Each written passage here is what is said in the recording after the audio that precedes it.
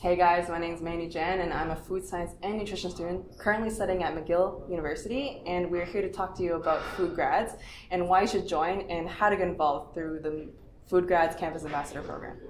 So I'm here with Nicole, the founder of FoodGrads, and Veronica Hislop, the first ever FoodGrad Campus Ambassador in history. So thank you guys for having me today. So I want to start off with, what is FoodGrads about? So FoodGrads is an interactive platform. We have the opportunity for students and grads to create a profile like you would on LinkedIn or Facebook. And you create your profile, add your resume, add your skills, all that good stuff. And then you can also apply to the positions that are on the job board, which is growing. We're still early days. It's just a startup. So there aren't a ton of jobs there, but we're definitely growing as we move forward. And our recent partnership with Taste Your Future has really launched us forward with regards to getting out there and membership and that type of thing. So it's an interactive platform to support students and grads start their career in the food and beverage industry. Mm-hmm. Could you talk about food, like the Taste Your Future and like the Food and Beverage Ontario program? So Taste Your Future is a awareness campaign. Back in 2014, they did research to show that not enough young people are considering jobs in the food processing sector, and it's Canada's #1 employer.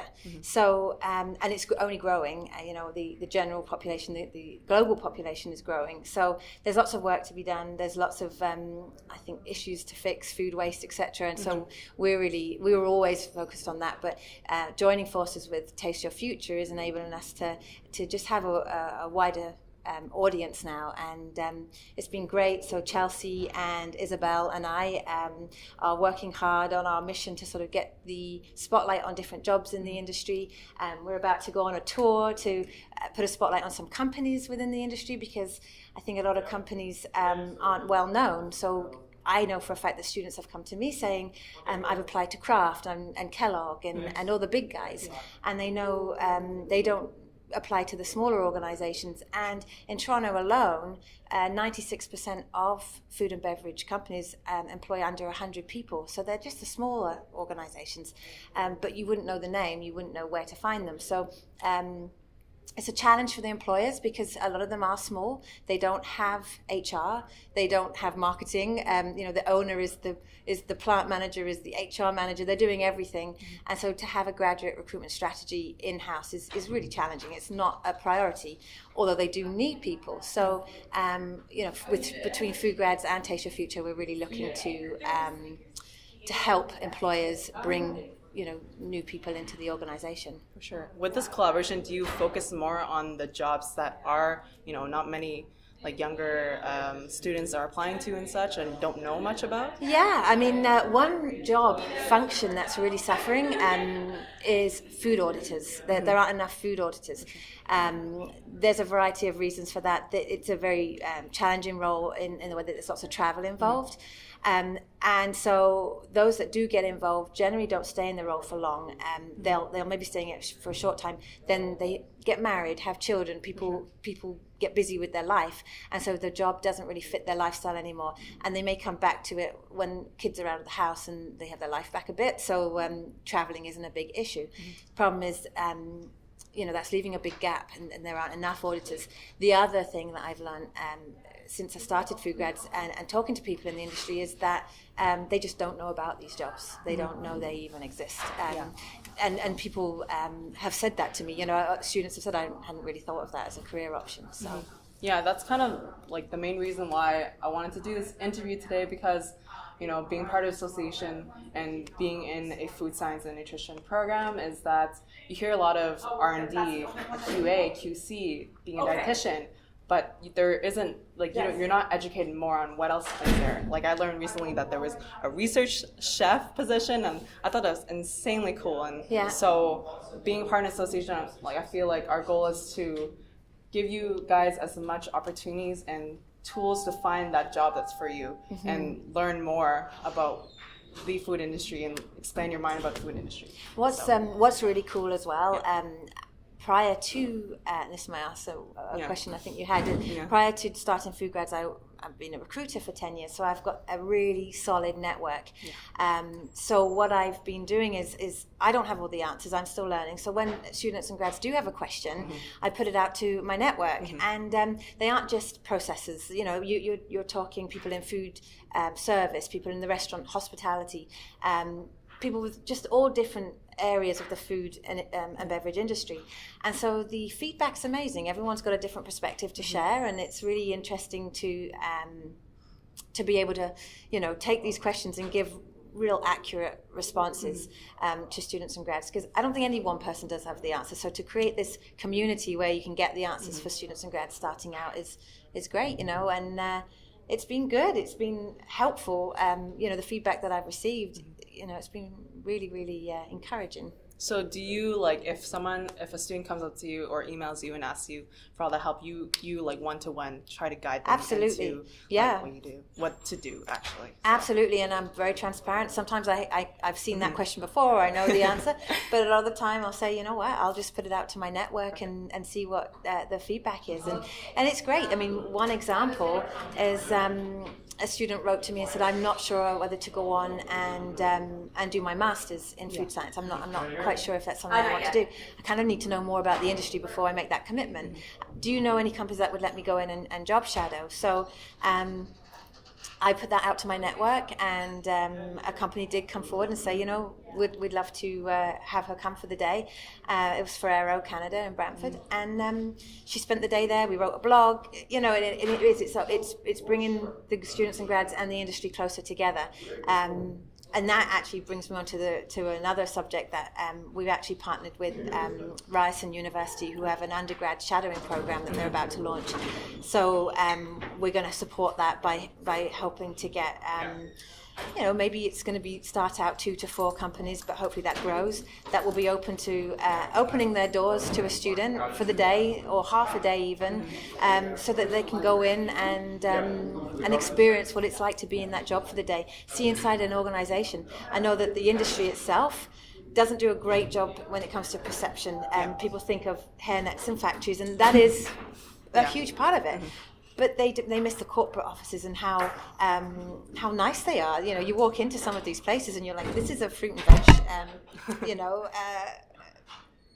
producer. Like, they're so nice. It's not what you think. I think that's going to be the biggest surprise with the tour that we're doing. And that's what we're looking to uncover. It's just, don't make your mind up before you've had a chance to look at these different places. And there isn't that many opportunities like that where you can go and shadow a job and get more experience of what that is and what do you do if you like it or not. And so that's really awesome. Like, and hopefully you guys get to expand to other universities and absolutely, you know, that's the plan. Campus, so.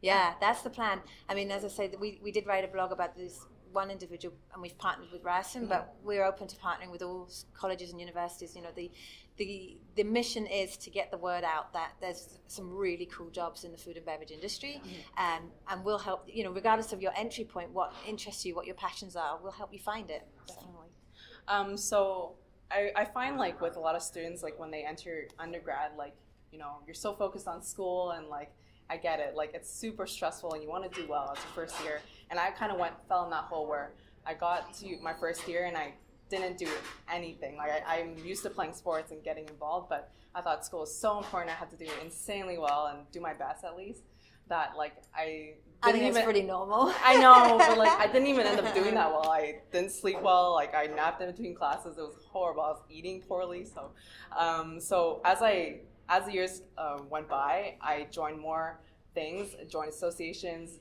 did more sports like I was used to, and my grades got better, and I met more people, I networked more, and like, I gained a lot of really valuable experience. So as a recruiter, as you used to be, and for hiring managers, when they see students who have a lot of extracurriculars on their CV, like being a FoodGrads Campus Ambassador, like, what does that say to you? Like, why does that make them want to hire you, and what does that say about the person? It's a good question.